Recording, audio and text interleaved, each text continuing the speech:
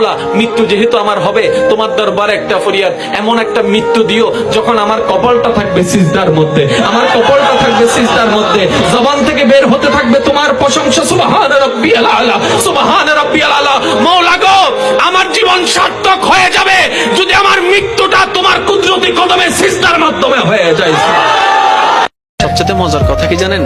কোন বান্দা যদি নিজে থেকে চায় আমি পরিবর্তন হব, সে ছেলে হোক কিংবা মেয়ে হোক, সে যদি অন্তর থেকে সে যদি এতটুক চায় আমি পরিবর্তন হব, আল্লাহ পাকও তাকে পরিবর্তন হওয়ার জন্য সাহায্য করেন। কত বেনামাজ এখন নামাজি হয়েছে জানেন? সুবহানাল্লাহ।